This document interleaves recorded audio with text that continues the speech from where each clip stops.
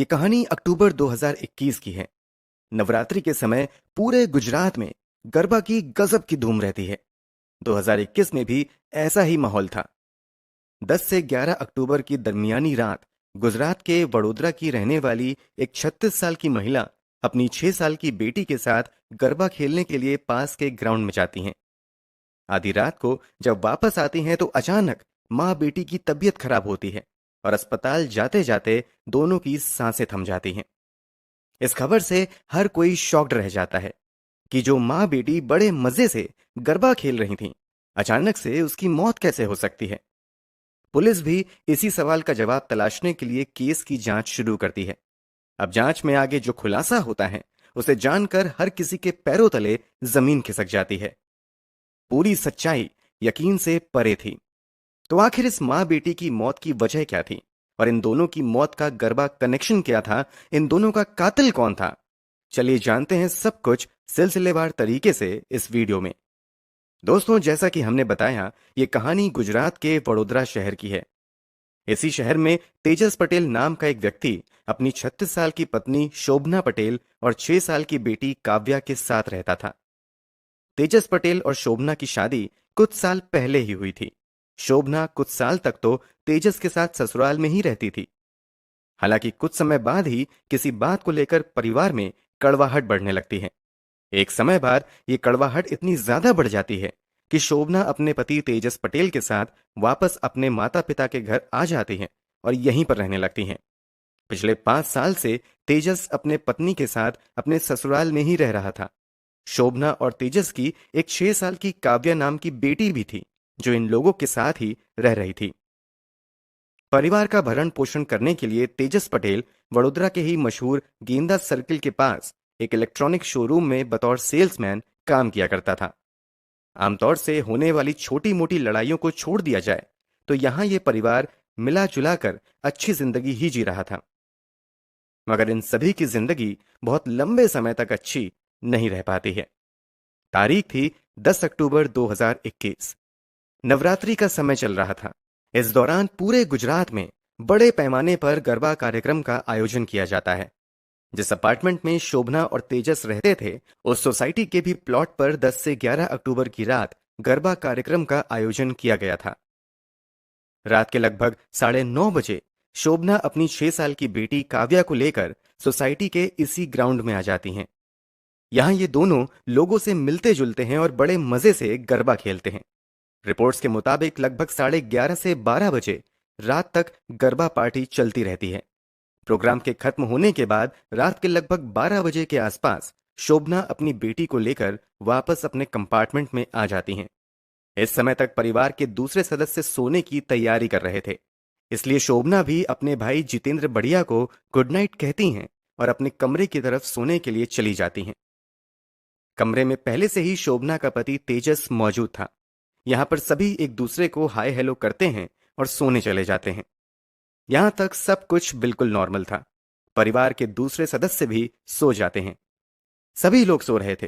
तभी लगभग रात के 2 बजे अचानक तेजस पटेल भागते हुए अपने कमरे से निकलकर नीचे के फ्लोर पर रहने वाले अपने साले जितेंद्र बढ़िया के पास आता है और घबराई हुई आवाज में जितेंद्र से कहता है कि पता नहीं शोभना और काव्या को क्या हो गया है। दोनों कुछ भी नहीं बोल रहे हैं और दोनों लगभग लगभग बेहोश हैं।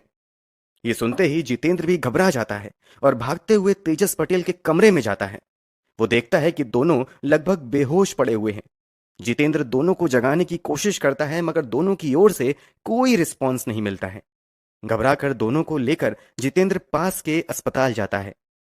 यहां आते ही डॉक्टर द्वारा दोनों को मृत घोषित कर दिया जाता है। जैसे ही इस खबर की जानकारी सोसाइटी में रहने वाले लोगों को मिलती है, हर कोई हैरान रह जाता है। लोग अपने हिसाब से दोनों के मरने के कारणों पर कयास लगाना शुरू कर देते हैं। इस मामले की जानकारी पुलिस को भी दे दी जाती है। चूंकि डबल डेथ का मामला था, इसलिए पुलिस वाले भी भागते हुए मौके पर पहुंच जाते हैं और दोनों के शव को अपने कब्जे में लेते हुए पोस्टमार्टम के लिए भेज देते हैं। वैसे तो पहली नजर में ही पुलिस वालों को दोनों की मौत नेचुरल नहीं लगती है, क्योंकि शोभना के गले पर गहरे निशान दिखाई पड़ते हैं, जैसे मानो किसी ने उसका गला दबाया हो। इसके बावजूद पुलिस वाले कुछ भी एक्शन लेने से पहले पोस्टमार्टम रिपोर्ट का इंतजार करते हैं। कुछ समय बाद पुलिस वालों को शोभना और काव्या की पोस्टमार्टम रिपोर्ट भी मिल जाती है। पोस्टमार्टम रिपोर्ट में कहा जाता है कि शोभना की मौत गले दबाने की वजह से हुई है। 6 साल की काव्या की मौत की वजह भी दम घुटने को ही बताया जाता है।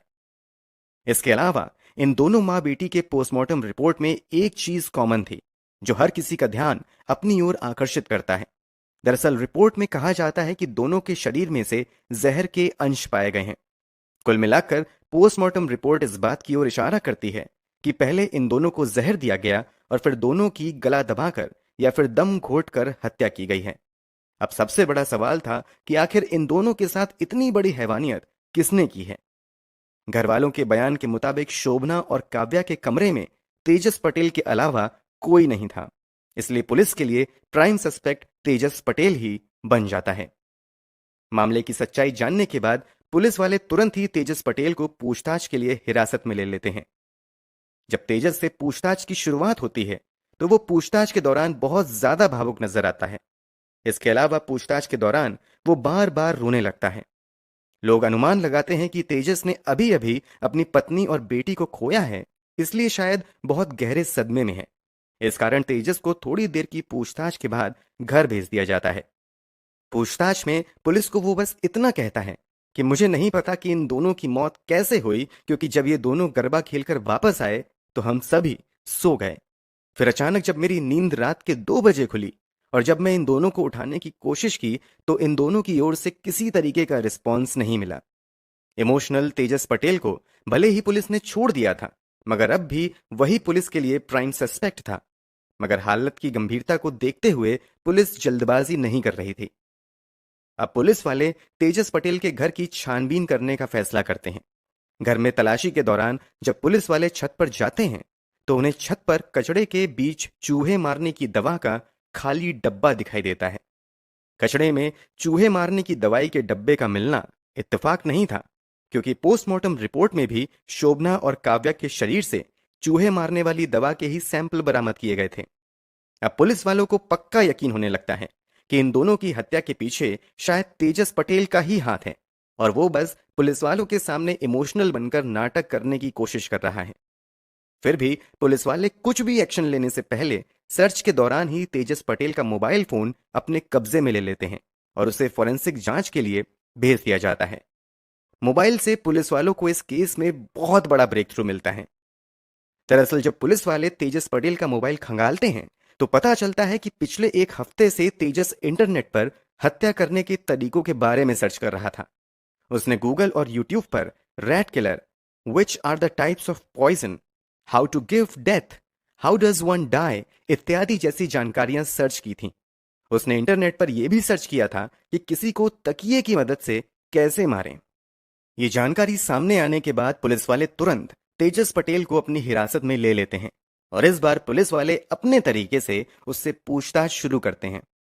पूछताछ के दौरान एक बार फिर से तेजस इमोशनल बनने का नाटक करने लगता है, मगर इस बार पुलिस वाले उसकी चालाकी को समझ जाते हैं और बिना कोई सहानुभूति दिखाए कड़ाई के साथ उससे पूछताछ जारी रखते हैं।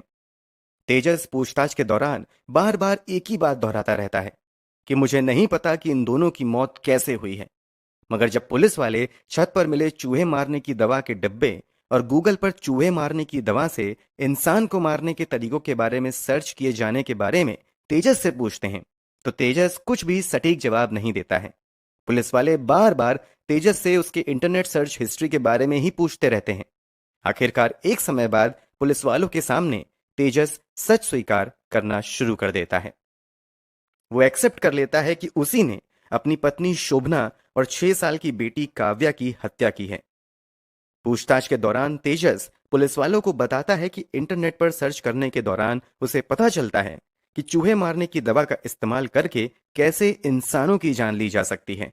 इसी के बाद वो आइसक्रीम खरीद कर लाता है, फिर उसमें चूहे मारने की दवा मिला देता है और जब पति और बेटी रात में गरबा खेलकर लौटती हैं तो साजिश के तहत तेजस बड़े प्यार से दोनों को आइसक्रीम खिला देता है।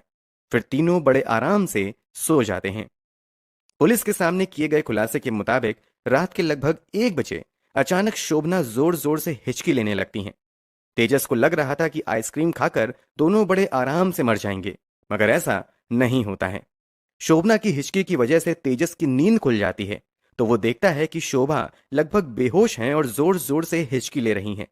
तेजस को लगने लगता है कि शायद चूहे मारने की दवा का ज्यादा असर नहीं हुआ है, इसलिए वो तुरंत ही दुपट्टे से शोभना का गला जोर से घोंट देता है और तब तक घोटे रहता है जब तक कि उसकी सांसें थम नहीं जाती हैं। पत्नी को मारने के बाद तेजस पास में ही सो रही बेटी काव्या का भी मुंह तकिया से जोर से दबा देता है और उसकी भी सांस थमने तक तकिए से उसका मुंह दबाए रखता है। दोनों की हत्या करने के बाद लगभग 1 घंटे तक बेटी और पत्नी के शव के बगल में ही तेजस बैठा रहता है और फिर लगभग 2 बजे चिल्लाते हुए नीचे अपने साले यानी शोभना के भाई जितेंद्र के पास जाता है और उसे अपनी बनी बनाई कहानी सुनाना शुरू कर देता है। जब पुलिस वाले तेजस से दोनों की हत्या के पीछे के कारण के बारे में पूछते हैं, तो तेजस बताता है कि दरअसल पिछले कई साल से उसकी पत्नी और उसके परिवार वालों के बीच कुछ बातों को लेकर झगड़ा चल रहा था। इसी कारण वो ससुराल में भी नहीं रह रही थी। दूसरी तरफ पत्नी के रिक्वेस्ट पर ही तेजस अपने ससुराल में पिछले 5 साल से रह रहा था, मगर ससुराल में लगातार रहना तेजस को अच्छा नहीं लग रहा था। इस बारे में वो कई बार अपनी पत्नी से बात भी करता है, मगर पत्नी वापस अपने ससुराल जाने के लिए रेडी नहीं होती है। पारिवारिक झगड़ा भी कम नहीं होता है। तेजस के मुताबिक इन्हीं सब बातों से तंग आकर उसने अपनी पत्नी की हत्या कर दी। जब उससे पूछा जाता है कि आखिर तुम्हारी 6 साल की बेटी ने तुम्हारा क्या बिगाड़ा था कि तुमने उसकी भी हत्या कर दी, इस पर तेजस जवाब देता है कि मैंने अपनी बेटी की हत्या बस इसलिए कर दी कि कल बड़ी होकर वो अपनी मां के बारे में मुझसे कोई सवाल ना करे। तेजस पुलिस के सामने बयान देता है कि अगर मैं अपनी बेटी को जिंदा छोड़ देता तो एक न एक दिन उसे ये बात पता चल ही जाती कि मैंने अपनी पत्नी यानी उसकी मां की हत्या की है। फिर वो मुझसे नफरत करने लगती और मैं नहीं चाहता था कि मेरी बेटी मुझसे नफरत करे। मैं अपने लिए अपनी बेटी की आंखों में नफरत नहीं देख सकता था, बस मैंने इसीलिए उसकी जान ले ली। इस खुलासे के बाद पुलिस वाले तेजस पटेल को गिरफ्तार कर लेते हैं।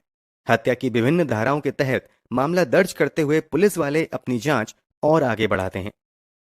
जब इस मामले में जांच आगे बढ़ती है तो एक और चौंका देने वाला खुलासा होता है। दरअसल पुलिस वालों को जांच पड़ताल के दौरान पता चलता है कि जिस शोरूम में तेजस काम किया करता था वहां एक लड़की भी काम करती थी। पिछले कई महीनों से तेजस इस लड़की के पीछे हाथ धोकर पड़ा हुआ था। उसने लड़की को कई बार प्रपोज भी किया था, मगर लड़की ने मना कर दिया था। बात यहां तक बढ़ गई थी कि लड़की के भाई ने तेजस को बहन से दूर रहने की हिदायत तक दे दी थी। खुलासे के मुताबिक इस रिजेक्शन की वजह से तेजस और भी ज्यादा तनाव में रहने लगा था। इसी के बाद उसने अपनी बेटी और पत्नी को खत्म करने का फैसला किया था। पुलिस इस एंगल से भी जांच करती है कि दोनों की मौत के पीछे तेजस की लव स्टोरी की कोई भूमिका है या नहीं, मगर पुलिस वालों को तेजस के अलावा किसी दूसरे व्यक्ति के खिलाफ इस पूरे मामले में कोई सबूत नहीं मिलता है। केस की मौजूदा स्थिति की बात करें तो जैसा कि अमूमन होता है, इस केस की भी सुनवाई अदालत में चल रही है। वहीं तेजस पटेल सजा के इंतजार में सलाखों के पीछे बंद है। दोस्तों, वैसे तो ये अदालत तय करेगा कि तेजस पटेल को क्या सजा दी जाए, मगर आपके अनुसार तेजस को उसके किए की क्या सजा मिलनी चाहिए, कमेंट बॉक्स में जरूर बताएं। अगर आपको हमारी मेहनत पसंद आई हो तो इस वीडियो को लाइक और शेयर जरूर करें। अगर आपने अब तक चैनल को सब्सक्राइब नहीं किया है तो जल्दी से चैनल को सब्सक्राइब कर बेल आइकन जरूर दबा लें। क्राइम की दुनिया से जुड़ी ऐसी ही कहानियों के लिए हमारे साथ जुड़े रहें। धन्यवाद।